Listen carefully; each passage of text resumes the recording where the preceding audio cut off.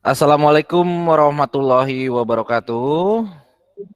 Waalaikumsalam warahmatullahi warahmatullahi wabarakatuh. wabarakatuh. Selamat berjumpa kembali siswa-siswi semua pada kegiatan pembelajaran matematika wajib pada pagi hari ini.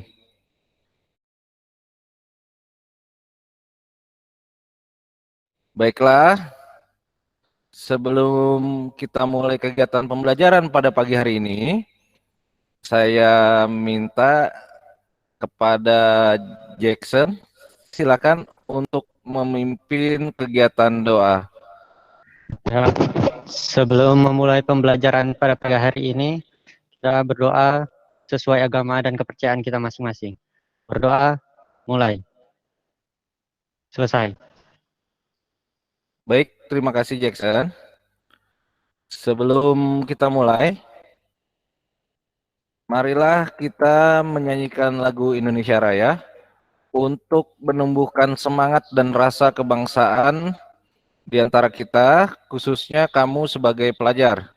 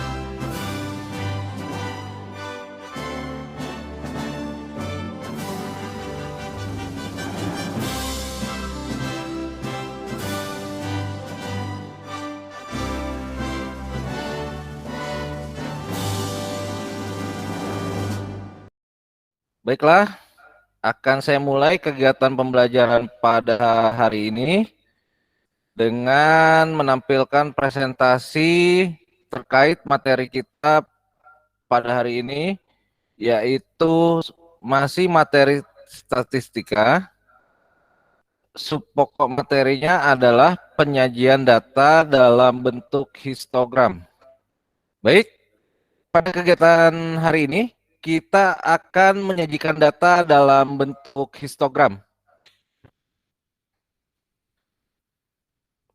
Masalah 1. Pada saat pemilihan OSIS SMA 5 Batari tahun 2021-2022, hasil pemilihan ketua OSIS disajikan dalam bentuk histogram. Dengan perolehan suara terbanyak diperoleh pasangan Wahyu dan Elda.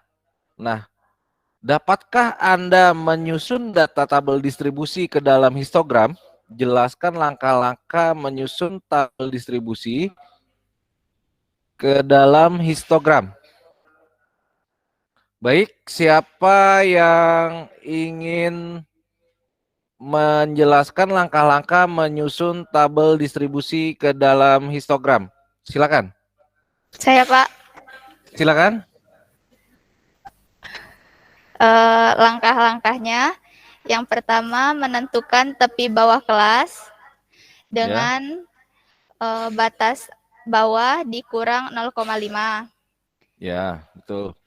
Yang kedua menentukan tepi atas kelas dengan cara batas atas ditambah 0,5. Yang ketiga menentukan titik tengah dengan batas bawah ditambah batas atas dibagi 2. Dan yang terakhir, gambarkan diagram Histogram. histogram dengan tepi bawah dan atas pada sumbu X dan frekuensi pada sumbu Y. Kemudian apa sih yang terlihat kalau dibandingkan data disajikan dalam bentuk tabel distribusi dan dalam bentuk diagram histogram ini? Nah, kalau dalam tabel distribusi itu kan dalam bentuk tabel. Nah, kalau yang ini dalam bentuk diagram atau grafik, apa bedanya? Siapa yang mau komentar? Izin menjawab, Pak, jika salah. Silakan. Kalau tabel distribusi, kita harus mengurutkan dari yang terkecil sampai yang terbesar dan tidak terlihat grafiknya. Sedangkan dalam histogram, kita menyusunnya seperti langkah-langkah yang disusun seperti Risa tadi, terus dibuat dalam bentuk diagram batang. Jadi gini, yang satu disajikan pasti gambarnya tabel ya. Yang satu lagi grafik. Mana yang lebih menarik? Pak, izin menjawab, Pak. Ya. Lebih lebih menarik mana? Dalam bentuk tabel atau bentuk grafik? Lebih menarik yang grafik, Pak. Lebih menarik dalam bentuk grafik. Kenapa? Karena dilihatnya lebih enak dan jelas gitu. Iya, dilihatnya lebih enak dan jelas. Apanya yang jelas? Hasilnya. Iya, hasil yang disajikan dalam bentuk diagram ini. Kalau dalam tabel kita masih harus membacanya secara langsung. Tapi kalau dalam bentuk diagram atau grafik gimana? Hasilnya? Sekarang saya tanya, siapa yang menang nih di pemilihan suara OSIS? Wahyu dan Elda. Wahyu dan Elda. Kenapa menang? Dari grafik ini kenapa kamu bisa mengatakan Wahyu dan Elda ini menang? Karena bisa terlihat pemilihannya lebih banyak dari yang lain, Pak. Iya, diagramnya menunjukkan bahwa suara Wahyu dan Elda lebih banyak dari pasangan lain. Iya kan? Nah, kalau dalam bentuk tabel tidak nampak. Cuma kita membaca dalam bentuk angka. Ya, santai aja. Ayo, siapa yang mau mengulangi penjelasan saya? Apa perbedaan data yang disajikan dalam bentuk tabel dan dalam bentuk histogram? Data yang disajikan dalam bentuk histogram lebih jelas daripada data yang disajikan dalam bentuk tabel distribusi. Dan data yang disajikan dalam bentuk histogram lebih menarik daripada data yang disajikan dalam bentuk tabel distribusi frekuensi. Baik, saya kira itu terkait permasalahan pada kegiatan pembelajaran hari ini. Kemudian saya akan sampaikan tujuan pembelajaran kita pada kesempatan ini. Harapan saya, melalui proses pembelajaran materi statistika dengan menggunakan problem-based learning, peserta didik diharapkan jujur dan teliti dalam menjelaskan statistika, memahami cara penyajian data, mengidentifikasi ukuran pemusatan data yang disajikan dalam bentuk tabel distribusi frekuensi dan histogram, mengidentifikasi ukuran penyebaran data yang disajikan dalam bentuk tabel distribusi frekuensi dan histogram, menyelesaikan masalah dalam kehidupan sehari-hari, misalnya menyajikan data hasil pengukuran sesuai dengan ide-ide baru berdasarkan berbagai sumber belajar.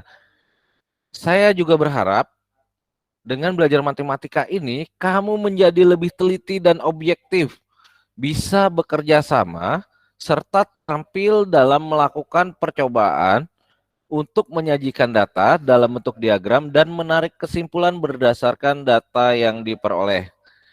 Baiklah, itu tujuan pembelajaran kita pada hari ini. Selanjutnya, untuk kegiatan kita, silakan Anda membuka bahan ajar dan LKPD Anda. Kemudian silakan Anda mengerjakan LKPD Anda. Kemudian silakan mencari dan belajar dari berbagai sumber untuk menyelesaikan LKPD. Anda bisa berdiskusi dengan saya atau rekan Anda untuk mengerjakan LKPD.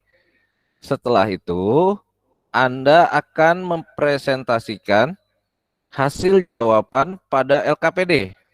Kemudian, Anda memberikan tanggapan terkait hasil presentasi yang sudah rekan kamu sampaikan. Baik, langsung saja kepada Risa, waktu dan tempat saya persilakan. Baik, Pak. Izin untuk presentasi. Permasalahan 1.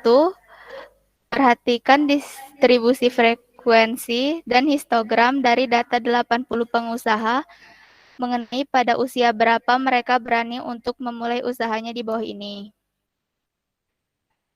Umur 16-20, tepi kelas 15,5 sampai 20,5, frekuensi 19, umur 21 sampai 25, tepi kelas 20,5 sampai 25,5, frekuensi 15, umur 26 sampai 30, tepi kelas 25,5 sampai 30,5, frekuensi 21, umur 31 sampai 35, tepi kelas 30,5 sampai 35,5, frekuensi 16, umur 36 sampai 40 tahun, tepi kelas 35,5 sampai 40,5, frekuensi 9.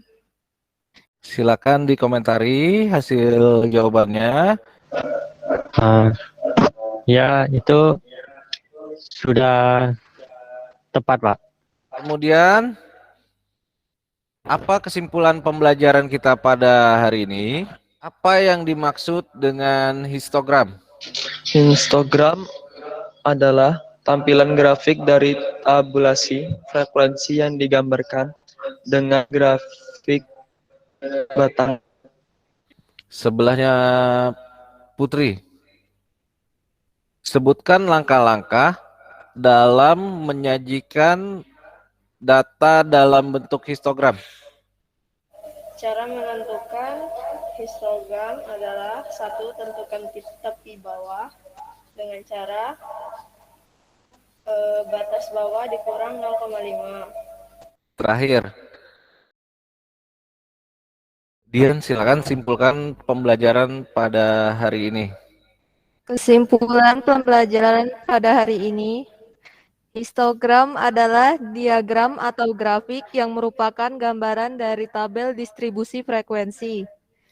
Langkah-langkah dalam membuat histogram adalah 1. Menentukan tepi bawah kelas dengan cara batas bawah dikurang 0,5. Yang kedua, menentukan tepi atas kelas dengan cara batas atas ditambah 0,5. Yang ketiga, menentukan titik tengah dengan cara batas atas ditambah batas bawah dibagi 2. Baiklah, mungkin itu yang dapat saya sampaikan. Kurang lebihnya saya mohon maaf. Saya akhiri. Wabillahi taufik wal hidayah. Assalamualaikum warahmatullahi wabarakatuh. Waalaikumsalam Warahmatullahi wabarakatuh. warahmatullahi wabarakatuh.